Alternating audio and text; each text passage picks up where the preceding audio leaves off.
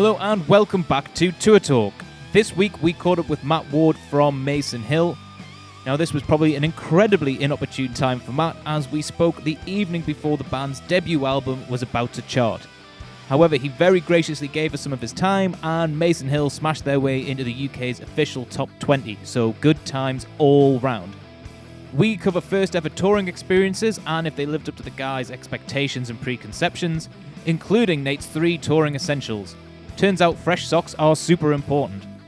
Matt helps us continue our conversation / education on the business side of the industry and some of the mistakes the band have learned from along the way, as well as how that's helped them reach the great position they are in now. We also get into what it's like handling the press, including some hilarious, poorly written reviews the guys have been subject to along the way. Oh, and we talk about my favourite ever rock band related news article that did indeed feature Mason Hill. Finally, we find out what it can be like when you bump into your musical heroes and idols backstage at festivals and shows. Avoid interrupting games of table tennis wherever possible. Mason Hill are out on tour relentlessly from September this year, so make sure you go and check them out. They are an awesome band. New episodes of Tour Talk go live every Monday, so please subscribe, comment and like if you enjoy what you hear, and help us spread the word by continuing to share this with anyone you think will enjoy. This is Tour Talk.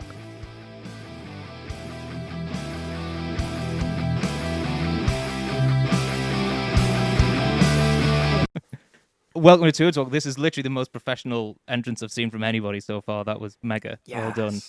Very good. Very good. Take that, Dan. I feel like this is probably the most inopportune time to have a chat with you because you've got so much going on with everything at the minute. So thanks for coming on. No, that's great. It's taken my mind off of what has otherwise been the most stressful time of my life. But yeah, no. It's been a great week, but I won't remember any of it come the end of it. Really? That... Just a blur of stress and videos and meetings so far. Yeah, sorry, you must be sick of this shit by now. It's good, man. This is something a bit different. So yeah, I'm looking forward to it. Cool, we will try. So let's not chat about all that shit first. I thought a good starting point. By the way, I never tell Nate what we're going to talk about until we're actually on the call. And he has to kind of roll with it too. But I thought an interesting starting point would be like actual like first touring experiences. Like where you actually started, if you can remember your first tour, whether it actually lived up to any expectations that you had, and if it kind of hooked you in the first place. So yeah, so do you know, I think the first proper touring experience, I'd been gigging for a number of years, but I think the first touring experience I ever had was actually the tour that I met you on with Comatose. Yeah. Which, to answer your question, if it lived up to expectations, absolutely not. Can I swear on this? Am I allowed to swear? Absolutely. Yeah, absolutely. What was the tour? What was the tour? We were supporting a band called Gaia Epicus from Norway. Full respect to the guys, I wasn't aware of them when we went into this tour. It was the guitarist at the time had set this tour up, Connor, who's just happy-go-lucky, doesn't read the fine print and anything. It was just like, here's a tour, guys, we're going on it. It's like, do we have the money to do it? Who cares? We'll work it out. There'll be hundreds of people every night. It's fine. So we went out on that tour totally ill-prepared. I took like 3 t-shirts on a 14-date tour and, just totally ill-prepared for it. The tour wasn't great. There was no one really at any of the dates. Okay. I think one of the dates had a decent crowd, but you know what? It did hook me in weirdly. Just I'm a glutton for punishment, so that was a baptism of fire. But I kept going back for more, so I must have enjoyed something about that tour, Yeah. Well, do you remember? I remember the first night we met. I vaguely remember it. Do you know? I've been racking my brain today, just trying to think like, what's the origin story here? Because I just remember there was a hotel room. There was talk of like midnight pizza, but I don't actually remember you entering the scene. There's like a deleted scene, and then Dario is in my life, but I don't know where that came from. Well, I remember it really well. I remember it really well because I woke up on the hotel floor, like of a travel lodge at like 8 a.m. using my jacket as a pillow and like had to peel the rest of me off the floor and then make my way home quite full of shame, not really remembering what happened the night before. But you were playing a show in the Grand Central with Comatose in Manchester, which is this great little pub/venue that pretty much every band plays at when they're unsigned, and eventually the majority of them end up going on to bigger and better things. And a mutual friend, Sue Ashcroft, I think, was coming to see you and had told me that I should come down and it would be a good laugh because you guys were, one, a great band, and B, loads of fun. And yeah, I think we ended up like in the Salisbury, which is the pub behind Grand Central. I think Connor was like on a wrestling rant about something. It's all flooding back now. The memories are just tearing into my mind. Correct me if I'm wrong. I might have inserted this as a made-up memory. Was Bez from the Happy Mondays in that pub at some point or another? Not that I remember. I'm so sure Bez from the Happy Mondays walked into that pub. Maybe this was another part of the tour. I don't know. There was definitely a strange meeting with Bez from the Happy Mondays, and what I can only assume was perhaps a lady of the night. She didn't look happy to be there, certainly. But maybe it was another night. I don't really know. I mean, that's quite a story to have invented if you have. So. Who knows? As I say, there's some deleted scenes here, man. So maybe I've just made something up. We're in Manchester, Happy Mondays. I've just who knows? Go together for sure. But I had a really good time that night. That's what I remember. And then, well, I have very little recollection of what happened for most of it, apart from being in that hotel room, drinking with you, and then having to get myself home when everyone else was still asleep the next morning. It was pretty grim. But yeah.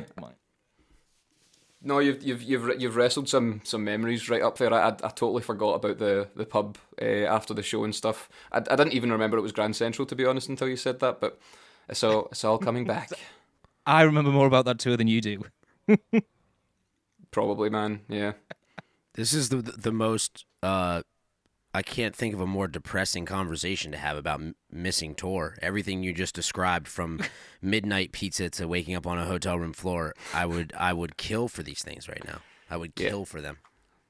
Definitely. I was speaking to someone about that the other day, and there was just a sort of meme going around the internet right now, and it's just, a picture of a nostalgic picture for touring artists, and it's just the cramped van, pictures of quavers all over the floor and stuff, and it got my heart racing. I was like, oh, when can I get back to totally wanting to not be in a van with 10 men that are sleeping on top of each other, Mm-hmm. It's really strange. I'm sure I'm looking at it through rose-tinted glasses, but I honestly just can't wait to get back out into that mess.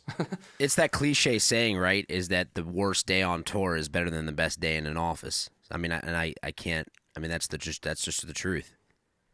Absolutely, man. I've had some bad days on tour, but I've had worse. Yeah. I've had many worse normal days in an office. Yes. I mean, I feel like we ask everybody this question at the minute, but how have you dealt with it? How have you really missed it? Did you enjoy like any part of the break or having some time off from it? The break has been, I don't know. There's a blessing and a curse in it all, I guess. To just take your foot off the gas a little bit sometimes. But it didn't come around for the right time for certainly Mason Hill. It came around at the exact wrong time for us, so obviously delaying the album and stuff. But I mean, definitely there has been good parts to it. I've had a lot more time basically to just wire into demoing stuff for potentially the next album or another project or something. And just getting. I got a new house, actually, come to think of it. There's been some good things that have happened during it. Bought a new house, which wouldn't have happened had lockdown not happened, basically, because there just wouldn't have been time. So yeah, I mean, there's been good parts, and from a creative aspect, it's been good for me. Just to go back to basics and sit with an acoustic guitar again and just start there. Because before then, as I say, it was just foot to the floor, so much to do. So yeah, there's some good sides to it, but I'm done. I'm completely done with this room. I'm done with everything to do with lockdown. Just get me back on the road. I suppose the cool thing is that like you've actually got a tour on sale now, and it seems to be selling quite well, which must be like the light at the end of the tunnel for all of this, to have something going on and something to look forward to. Yeah, I mean, it's still that, glimmer of hope at the end of the tunnel. But I think we're all waiting to see But the way the UK venues are right now, everyone's clambering over the top of each other, and I'm sure it's the same in Europe and the States and stuff, where everyone's just trying to basically find that sweet pocket of time when it's going to work and it's going to click.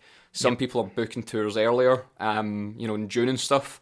We thought we'd be a little bit more cautious with it, so we've went for September. It's a great lineup of guys as well. We've got Hollow Star out there with us in Empire. So fingers crossed, God willing, we'll be out there on the road in September, and I can go back to absolutely hating being in a van and wishing I was back in this room. Total paradox. So, like, going back to that first tour, is there a moment or a gig or anything where you were like, yeah, this is it. This is what it's not what I thought it would be, but I'm enjoying it as much as I thought I would regardless? Well, I think that is the point. I didn't know what to expect going out, and it was a lot tougher on, just your sleeping patterns, your eating habits, just everything was tougher than you expect it to be. But it was, I still had the bug every night. I was excited to play. There wasn't that many people at the shows either. So the fact that what most people would have been not a great tour left me with, I want to do it again. It told me that I was going in the right direction, because if a small tour like that can give you the bug, then what's the next level? And yeah, it's become more enjoyable as the years have went on, to be honest. And the more prepared I am for it, get those neck pillows on in the van, Nate, can you relate? I mean, it's funny because I feel like we share the same exact mindset with it all. It's like, it's miserable, but it's the best. It's the best at the same time. It is the paradox of like wanting to sleep in your bed, but the only way you get to appreciate sleeping in your bed is going out for 30 days or 2 weeks or whatever. And you say it's really funny when you said like neck pillow. Like, it took me 12 years of touring to find, like, when I first started touring, I was probably 18, 19, and I'd be like, neck pillow, that's for old people. But now that I'm an old person, I'm like, yes, I don't just want a neck pillow. I want the kind that has the clip, so you can kind of lean forward a little bit, and it really supports your neck. You've went an extra level above me in prep, but you've been doing it a bit longer than me, so that these are the things I'm learning as I go. I need that clip now. That's the next goal in touring life. Yeah, there's 3 things I tell everyone. So this is my gift to you. This is my gift. 3 things that are essential. Fresh socks. You have to I don't care if you could still stick with the 3 shirts for the tour, no problem. Got to have fresh socks. You got to have baby wipes. Matter of fact. It doesn't matter if you have clean underwear or no underwear. You have to have baby wipes. And then you need a neck pillow. Those are the 3 things. Everything else is trial by fire. Those are the 3 things that will keep you going. Absolute essentials. I'll carry that list with me till the day Please. I die. Yeah. Thank you. You Yeah. could even take like a little No audio problem. clip from this, just of Nate just telling you what to do before tour. It's a mantra. Share it with anyone you can. I'll if play you that think on my headphones at night. And I'll wake up with it etched into my soul, and I'll tell the rest of the guys. But it's only 100% true though, and it's only funny because it took me years to realize that, like, you're gonna be in situations where you can actually use the neck pillow as a real pillow, like in an airport, sleeping on a bench, or in a hotel. Right. So it's like the neck pillow is motherfucking essential. The baby wipes will come in so many ways that you can't even imagine, and then the fresh socks are not just for you, but they're for your van mates too. It's very considerate. Keep a clean ass and clean feet is very considerate. I think.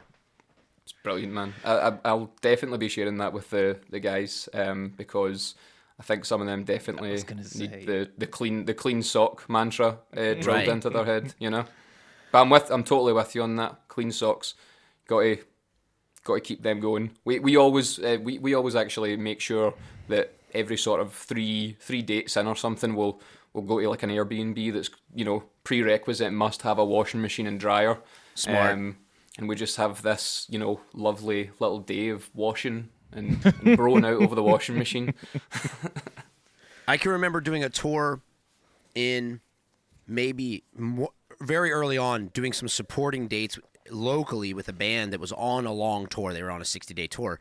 And on their rider, they had fresh Hanes undershirts and socks. And we thought it was the crazy... Back then, we were like, this is ridiculous.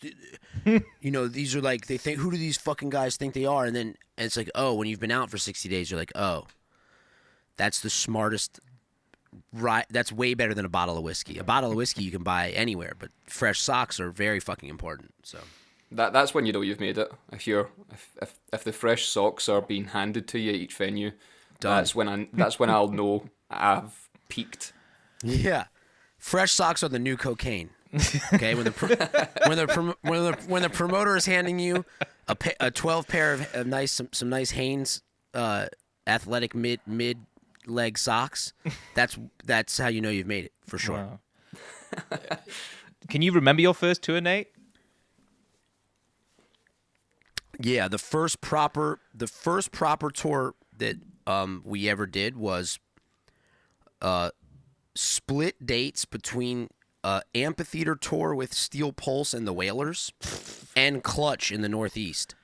So we went from this reggae tour that we had no business being on whatsoever at an amphitheater with I can't even describe to you the how insulting it must have been just to look at us backstage. We were surrounded by tractor trailers and tour buses, and we were sleeping in our van at the time. So we did those shows. It was a total disaster. Everyone hated us.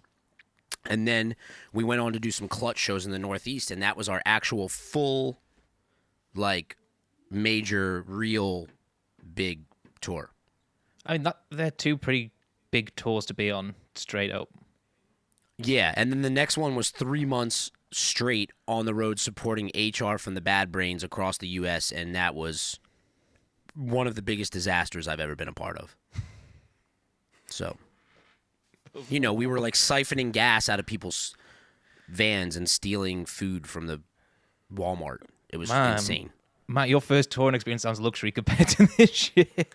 Yeah, he's got the good tours, but I didn't at any point result to petty robbery. So yeah, you win that top trumps. The drives are a little longer in the States,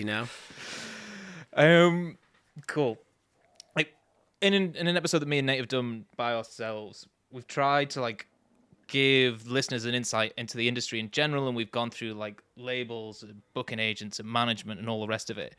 And I don't know how much you might actually want to get into this or not, but I know that Nate's probably had some really similar experiences to you with management and labels and stuff, and just trying to give people an insight into what a good management company or label can do for you compared to how difficult a bad label or management company can actually make your life. Because I know, I think that you guys have been on the cusp of something for a long time, mainly because there's been issues with management and labels and stuff. Yeah, definitely. It's without going too deep into anything that's happened in the past, definitely there's a stark difference where we are now with a great team behind us, and Jabba management and 7 Hertz, to where we were 3-4 years ago, which at the time we were super happy with, but we decided as a band that we actually needed to it basically delayed the entire career progress, but we made the decision we need to take a step back, remove basically everyone that's in the team except from the guys and Gary who's been there basically from day one. Mm-hmm. And just basically start again, just because we took a few wrong steps with various different things with Mason Hill, and then we decided we're going to take a step back, start again. It's probably, as I say, set us back 3 years at least, but we're now getting the fruits of those labours, and we know it was the right decision. Mm-hmm. Because since that new team's come in, everything's just went from strength to strength. It was really hard sitting and waiting. Obviously, we were working with you at the time when we started working with the new management as well for the Dan Reed tour. And we wanted to get stuff rolling and moving and get more out, but we just couldn't because they were like, no, you need to wait, we need to do this properly, which was frustrating at the time, but now I see why we done it, and I get it because it's paid off and it's working. So yeah, it's night and day to where we were, and you don't really know that you weren't going in the right direction until you stop and take a look back, and we just took 3-4 steps back and just started again. So I'm really happy we done it. There's absolutely no regrets for what we previously done, because I don't think we would be the band we are now, and I also don't think we'd have the music we have now had we just kept going forward and seen where things took us. I think we definitely needed to stop and just get the right team behind us, and we really do now. They're all great. I've got two questions. Was there a line in the sand with like who you're working with previously where you thought like, this just isn't working anymore, we need to change something? And it actually sounds like, and the second part of that is it actually sounds like whatever mistakes you made, you took lessons forward and actually learned from them, which is probably what a lot of bands don't do. I don't know, like Nate, your experience on that and stuff. But I'll let Matt jump in first, and then you can go for it. Yeah, I mean, as I say, there was a number of things that probably weren't right, in the Mason Hill camp at that point, and it's not any one thing. But in terms of the labels that we were with, we moved away from them. That was actually kind of mutual, to be fair. We kind of both decided the music that we were going to try and release probably wasn't suited. So it's these things make sense. You part ways if it's a different sort of career trajectory, I guess. And in terms of people in the background, they done what they could at the time, and I'm still happy we made those decisions. But again, we now know going forward, we're always much more cautious about how we do things, because at the end of the day, any mistakes that are made, you need to take full responsibility for them yourself as well, because no one makes you make these decisions. We've done it at the end of the day ourselves. So if there's ever been any mistakes we've made, then it's on us, and we need to just fix that and move on. That is what you touched on is like what I would basically advice that I would give. Like, I'm going on 18 years now, and that is so pertinent what you talked about, in my opinion, to a younger band who's maybe,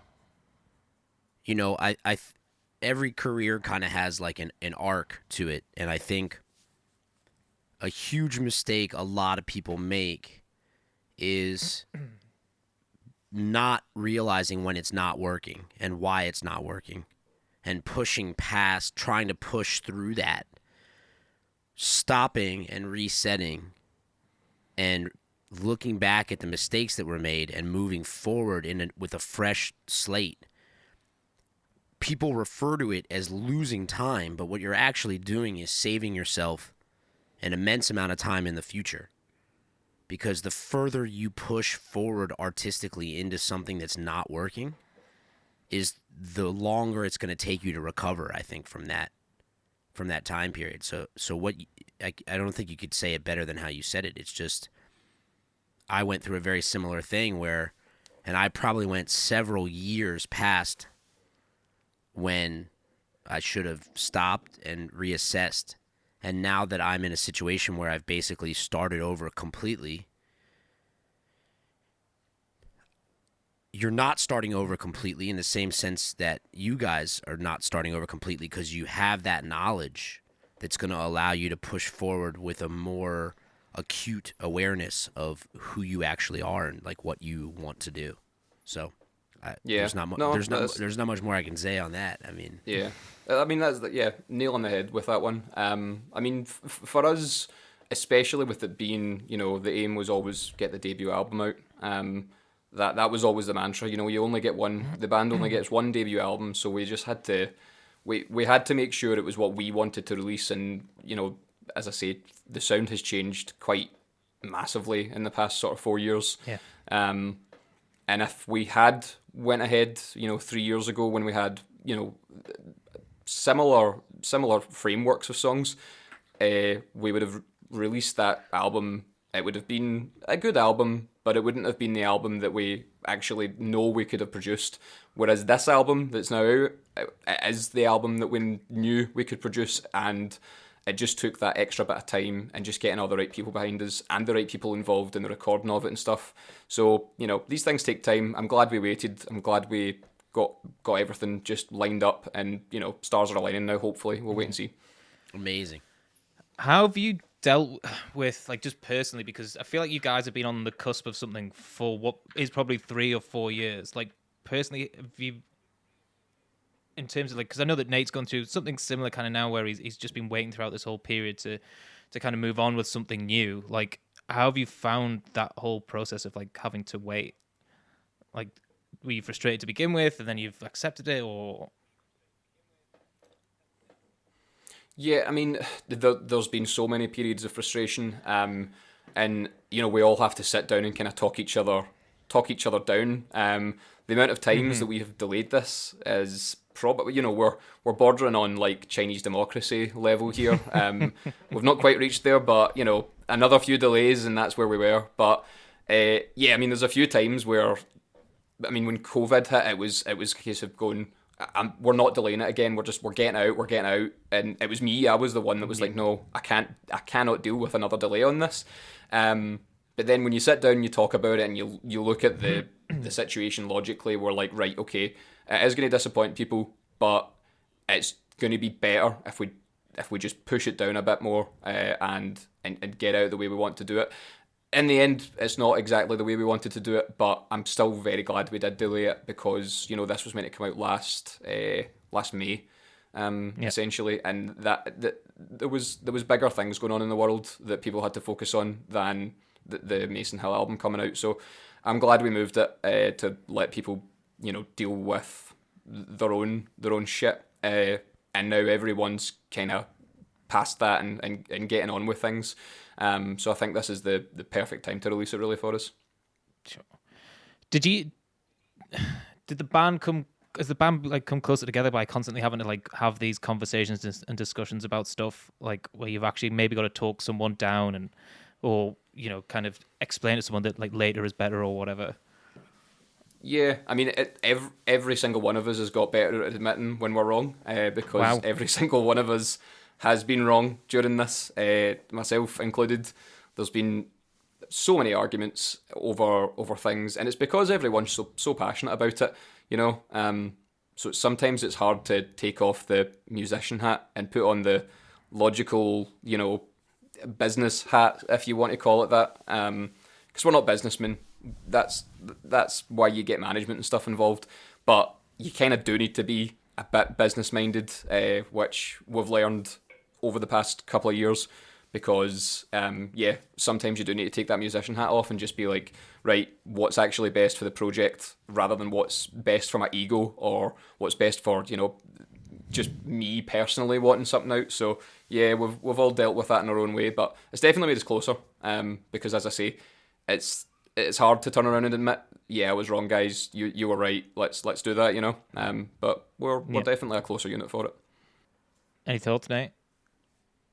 I know. I mean, it's tough because I feel like at this point I'm just agreeing with everything Matthew's saying. It happens, man. It's a thing. It happens. It's ego.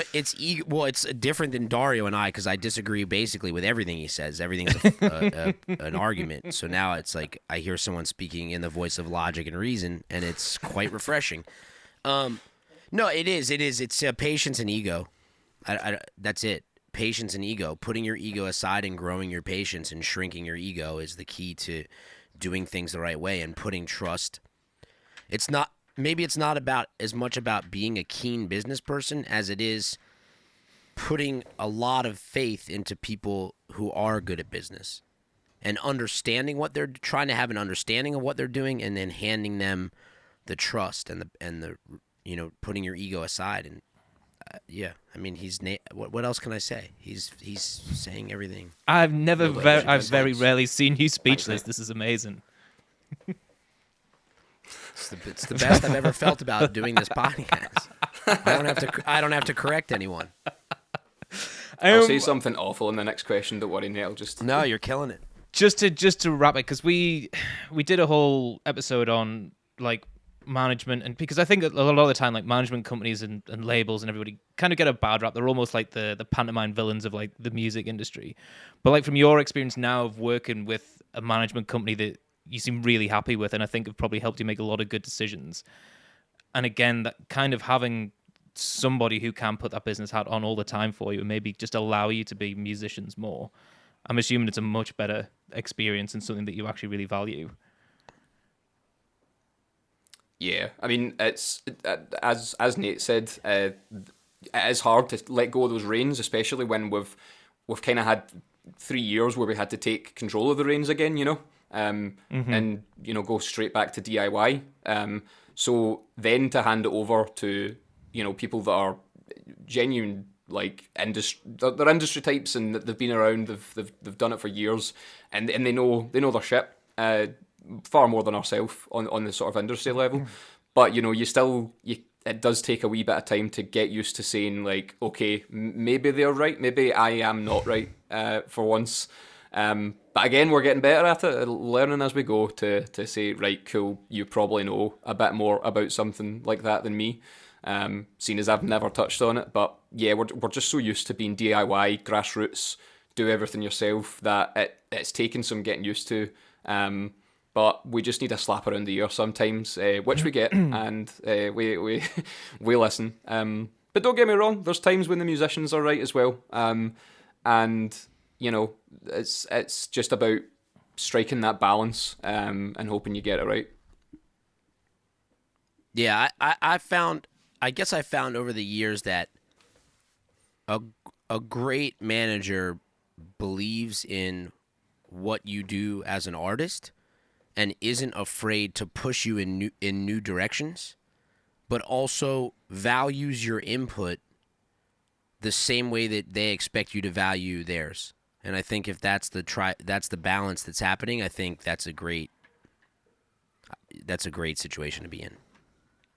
Yeah, definitely. I mean, you need a bit of give and take. No one's right 100% of the time, despite us all probably thinking we are. Yeah.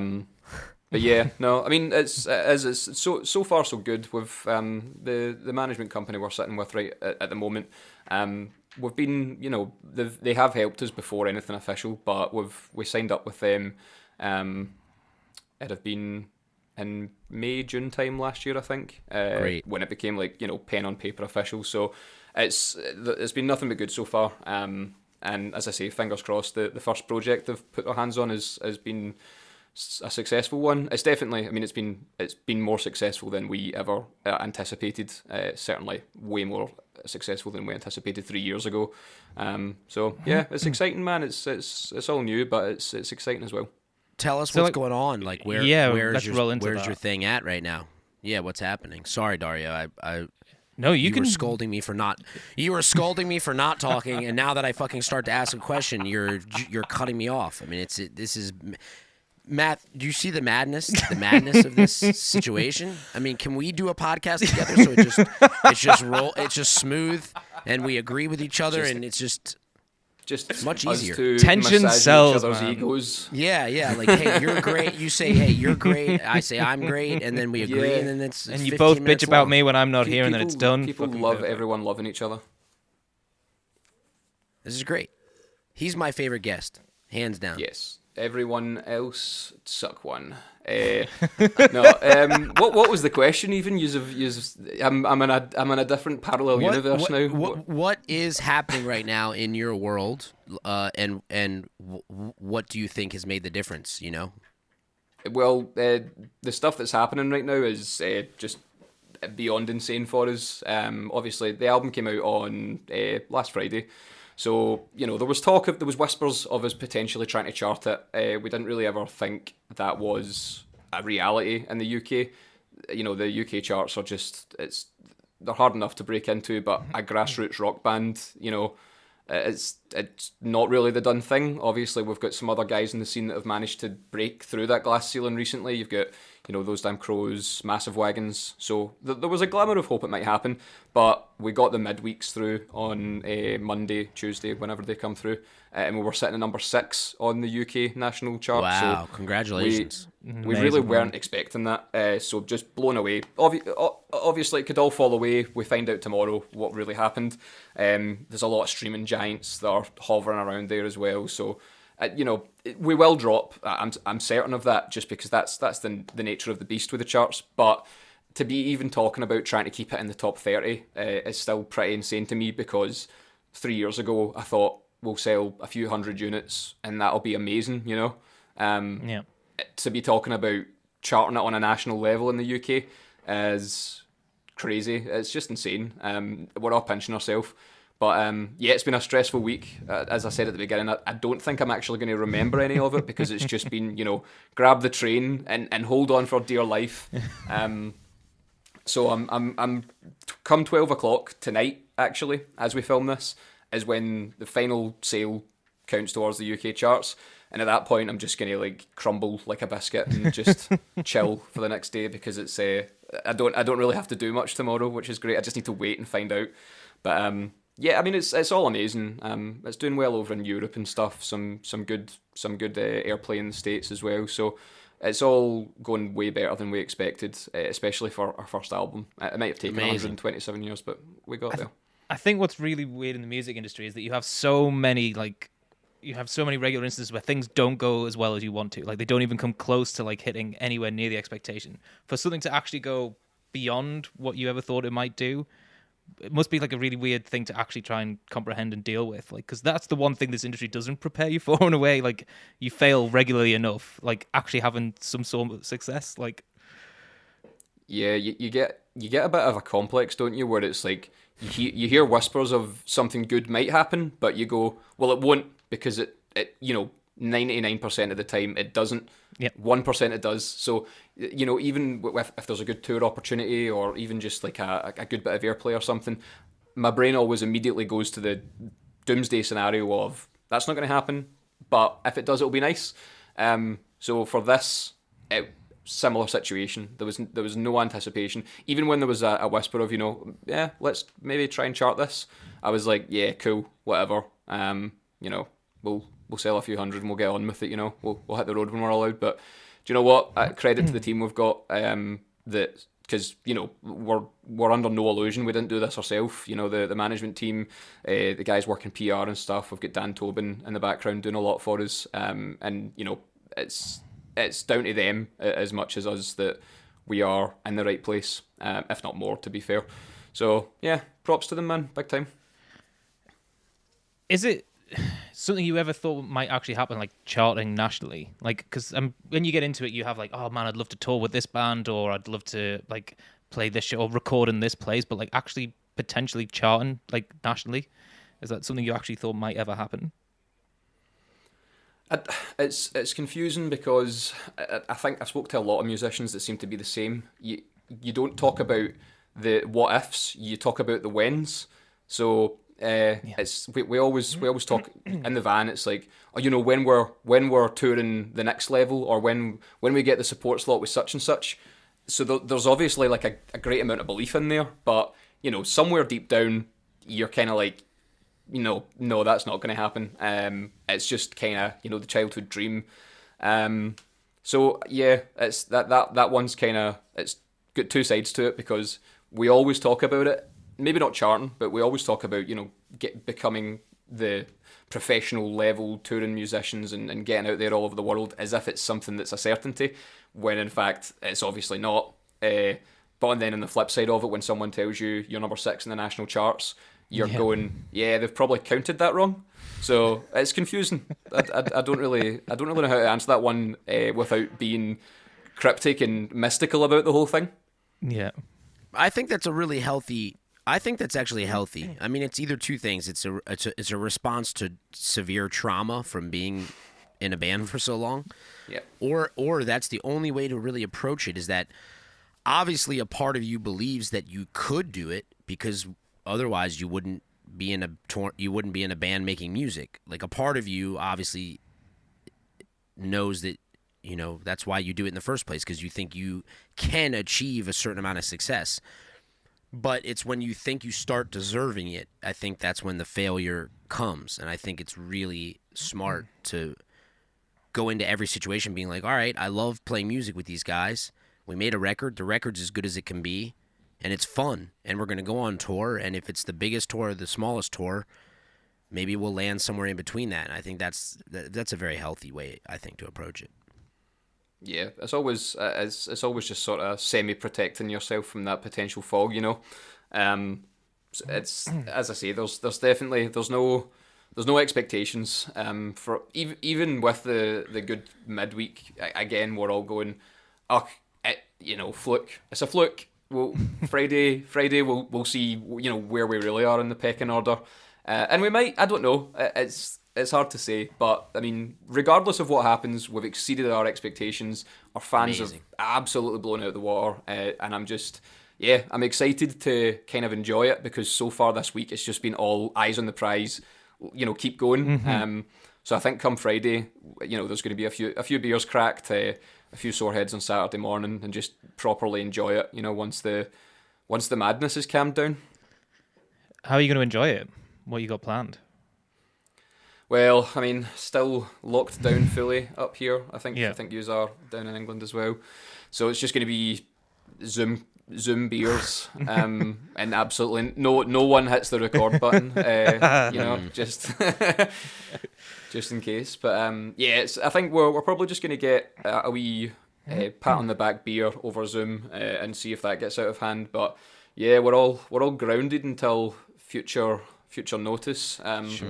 And I dare say in Scotland we'll be a good few weeks or months behind even England in terms of being able to see each other again. It's been, I'm trying to think, the last time that even the band were in the same room as each other was when we'd done the video for DNA, which would have been November, I think, which is just insane to think about because it goes by in the blink of an eye. That feels like a few weeks ago, but genuinely like 4 or 5 months ago since I last seen the guys face to face. It's crazy.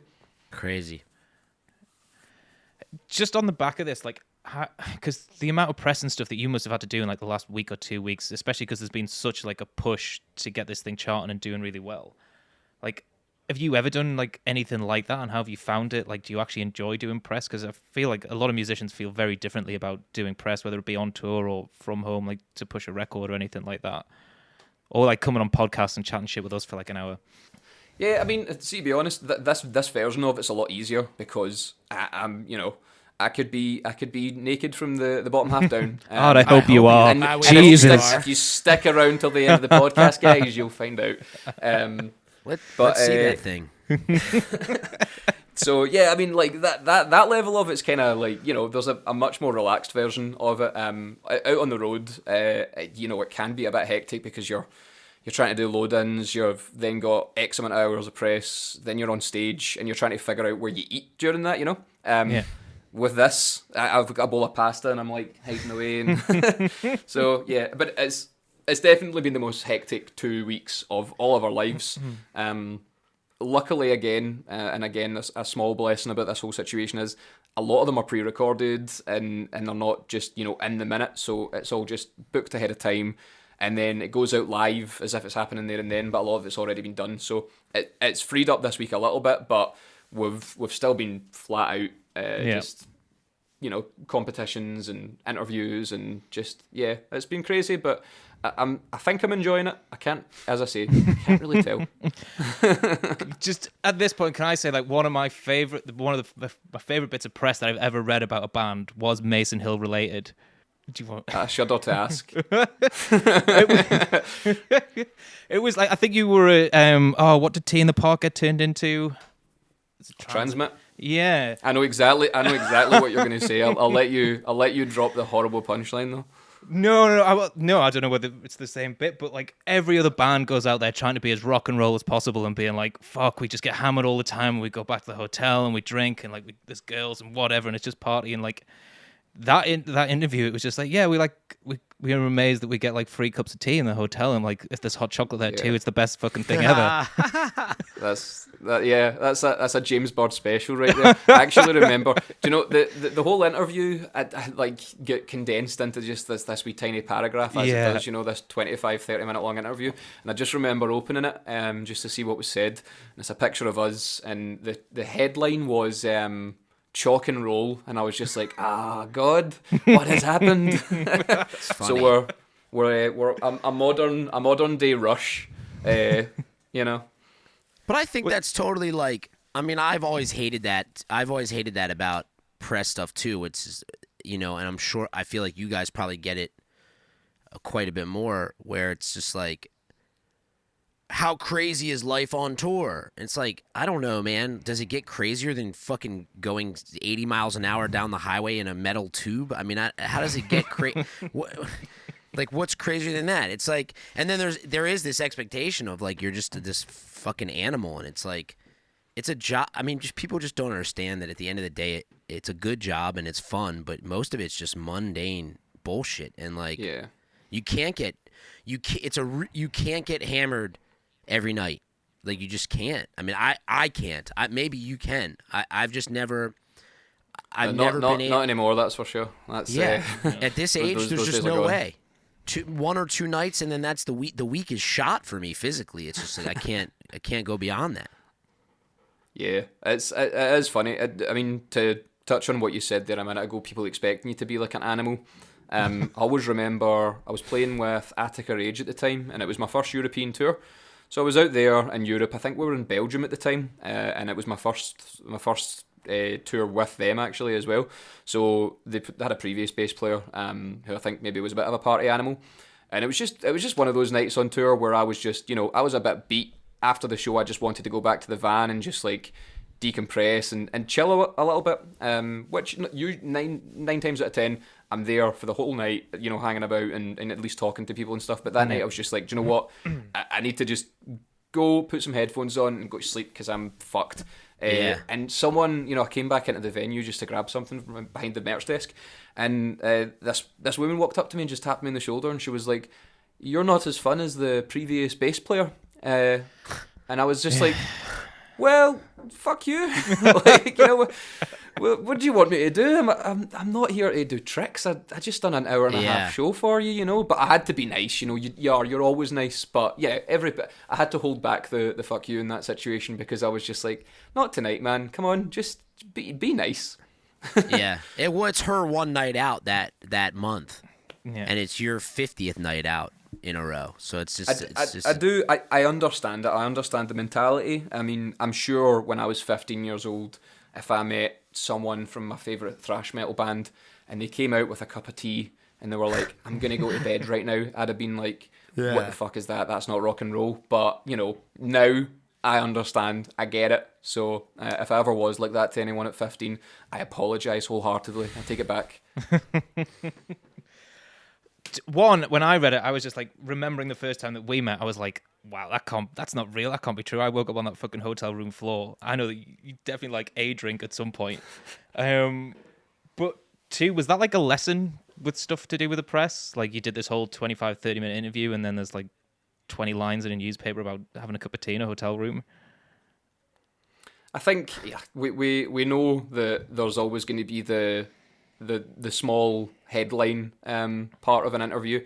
You just never know what it's going to be. So James always ends up just saying something so off left field that might not even be indicative of the actual band. He's just said something, and we all look at each other during the interview, and then the next day that's the headline. So I'm glad he said it though, because it's funny. I've got that cut out somewhere, just because it is literally the least rock and roll headline of all time. But I love it because of it. It's good. Oh, I love it, and I remembered it. And I think as long as it's memorable, that's the whole point of press, isn't it?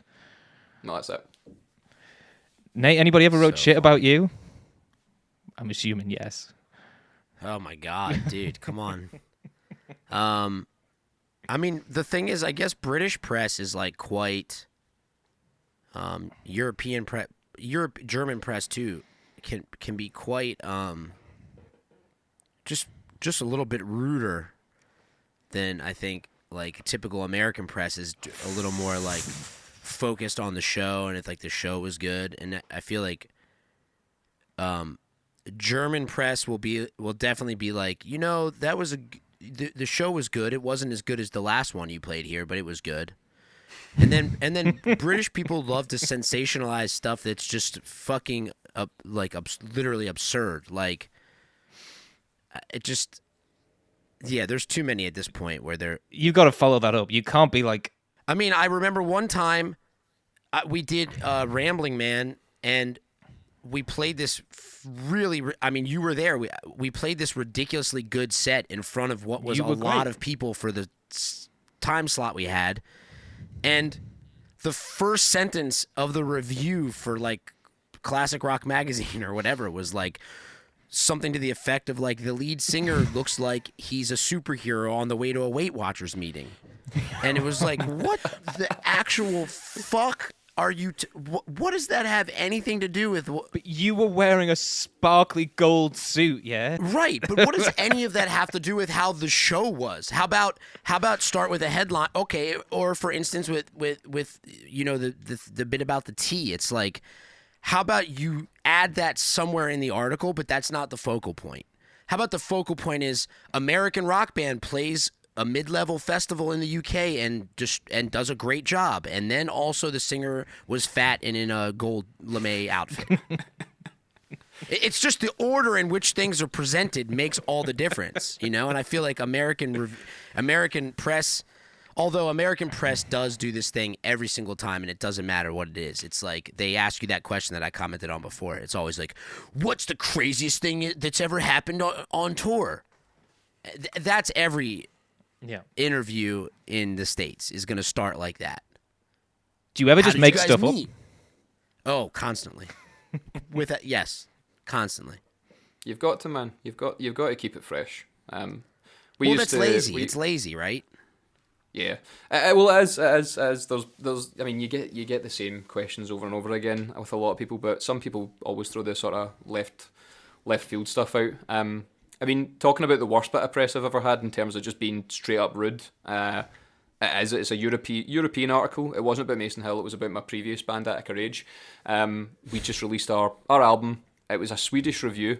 It was a decent review. It was like 7 out of 10, so I'll take that, But the review just basically focused the entire time. I think there was a song on the album called All Summer Long, and the whole time they just focused on the fact that we were pasty Scottish gingers singing about the summer.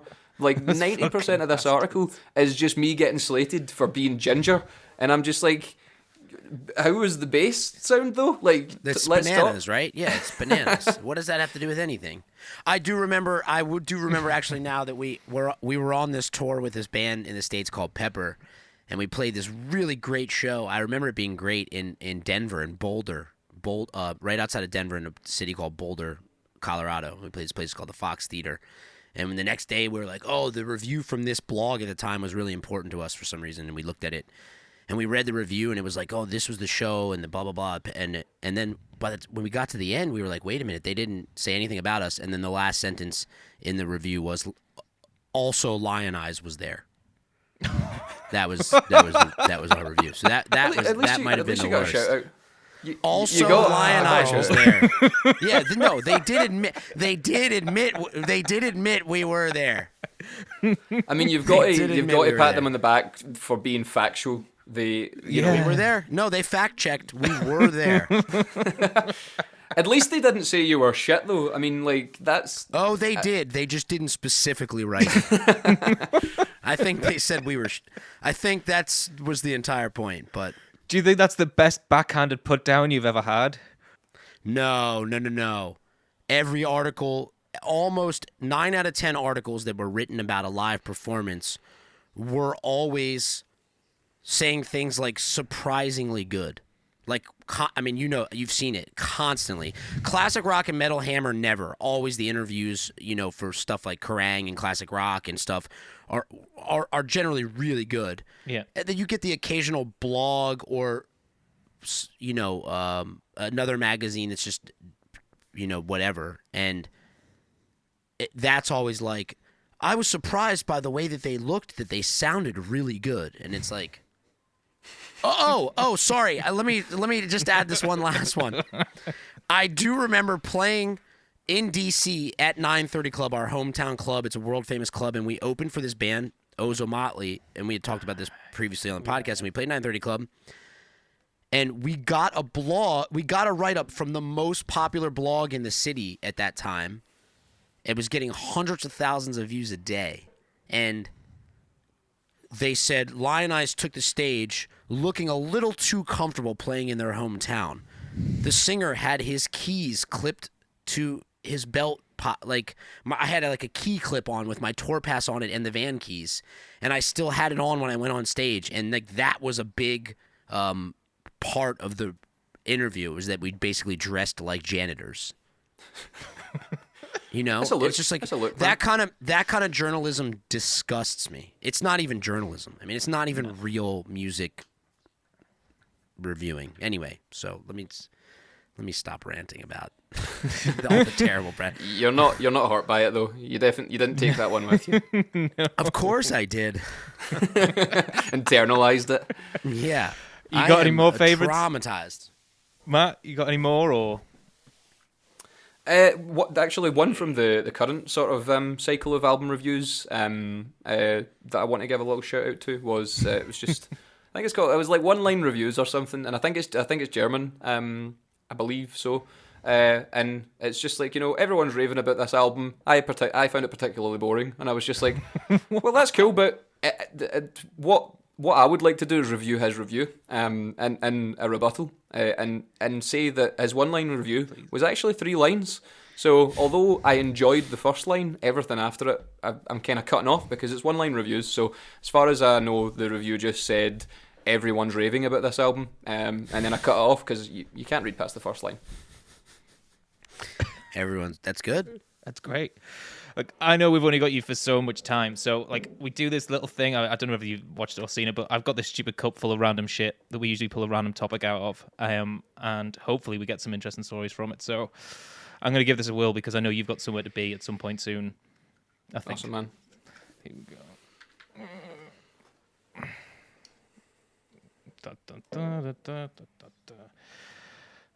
Idols. Meeting an idol. Meeting idols? Yeah. Yeah. Got a good story? So, let me rack my brain here. I mean, one of the ones was at Transmit, 2 years ago. I don't know. COVID's messed my sort of perception of time up here, but 2019. It was 2019. We were walking through the backstage area at Transmit, and Queen were headlining the same night as us. And you know what it's like at these sort of mid to big festivals. The headline act has a backstage within the backstage. Yeah. So when you're younger, you expect rub shoulders with all of these people, but it's actually they've got their own backstage area with its own security and its own football pitch and stuff. So we were walking out of just the shared cafeteria with the rest of the bands and stuff, and someone's walking past us with like 4 security guards. And James and Mark had decided, we're just gonna walk on by. We're not gonna bother Brian May and his big terrifying security guards. And I was like, nah, that's not happening. So I just sort of slid through the security guard line with my slender body as they tried to wrestle me. And he actually just went, oh no, don't worry, guys. And called the cronies off. And he stood and talked to us for like a wee 5 minutes and stuff. So that was good fun. We met. Same night, actually, we met Justin from The Darkness, and I ruined his game of ping pong. So he was playing, table tennis, ping pong, whatever you want to call it. And I thought he was done, and I'm asking him, can I grab a photo with you? And I just realised he just went to take a shot, and he ruined the shot, and I think he lost the game. I don't know, but he did not look happy. But to his credit, he took a few pictures with us. But if he ever sees this, I am eternally apologetic for ruining that sweet backhand that you had going. Was he still wearing his catsuit during this game of ping pong, or? No, he was definitely glammed up, but I think he needed something that breathed a little more to get the right swing on. Get around the table. Yeah, sure. Yeah. Crazy. That's pretty cool. Go on, Nate. What you got? The two experiences I ever had actually of meeting somebody that I really, really, really looked up to that I had not met before. In some weird, strange set of circumstances, I ended up backstage at 930 Club for Toots and the Maytals show, and it was Toots's like 65th birthday or something, and he handed me a piece of cake and a glass of champagne, and everyone toasted him, and I got to like sit. It was just a really strange moment where I got to sit in on it. And to me, he's like one of the greatest vocalists of any genre of music. He's in my top 10 people ever. And then he came up and it was like, "Hey, who are you?" And I was like, "I'm just this guy who kind of snuck backstage at your show." And he was like, just having a little champagne, had some birthday cake, and he was asking me about like if I was into music, and I was telling him about my band, and he was just the most gracious, coolest guy ever. And he passed along some advice, and I just said, what's the secret to this, man? I mean, you're 65 and you're as good as, and he just very simply said, "You gotta love it." And that was his advice. He was like, "You gotta love it." And so that's the best one. That's the best one by far. You said you had two. Do you want to go for another? Or? Yeah. Another time we were playing at the 930 Club, and Danny. Do you want to wear a 930 Club T-shirt next time? I love the night. It's the best club. It's the best club in the States by far, and they've been really supportive to my career over the years. But we played a show at 930 Club, and Danny McBride was in the audience. That's pretty cool. And Awesome. someone from security came and said, "Hey, just so you know, whatever, like there's a similar VIP area for our family." They said, "Danny McBride's here." And I said, "Please tell him he is welcome backstage, whoever he's with. Our beer and drinks and weed, it's his. Please come." And 15 minutes later, he walked through the door with two friends, and he was the coolest. He was the most normal, coolest guy. He was exactly who you'd hope, that this guy would be. And he smoked weed with us, and he just hung out. And we asked him, this was probably 2009, and we said, what's the difference between being famous, before now? And he's basically like, honestly, I have a bunch of money, but he's like, I just smoke weed and play Xbox all day. So he's like, not much has changed. And that was his great insight. So Love it. That's great. Love it. yeah. Dario, before you wrap this up, Matthew, I just want to wish you the best of luck this week and congratulations. And it's a very well-deserved success. I listened to the album for the first time yesterday, and it was awesome. And I really hope that you guys get all the recognition you deserve and you catch some heat on the UK chart. And the fact that you've even spent a day on the chart is a great success to me. And I wish you guys all the best. Thanks so much, man. No, it's been a pleasure to join you guys. And good luck with the podcast, man. It's going well so far, man. So I hope it becomes Joe Rogan beaten. Yeah, we'll see about that. Fucking Yeah, if it does, neither of you will ever hear from me again. So, because Joe Rogan will have killed you. Thank you so much for coming on, man. Best of luck tomorrow. I'm sure it'll all be fine, and hopefully one day we can actually do this at a fucking show. That would be lovely. yeah, we're rooting for you, Matthew. Keep up the good work. Awesome, guys. Right, thanks for having me, guys. Dude. Take care. Enjoy your evening, man. Bye. Thank you very much. Bye. Catch you. Congratulations on making it to the end of another episode of Tour Talk. You can keep up to date with us across the socials at Tour Talk Pod, so that's Facebook, Instagram, YouTube, and Patreon. Please subscribe, comment, like, and share, and we will see you next week.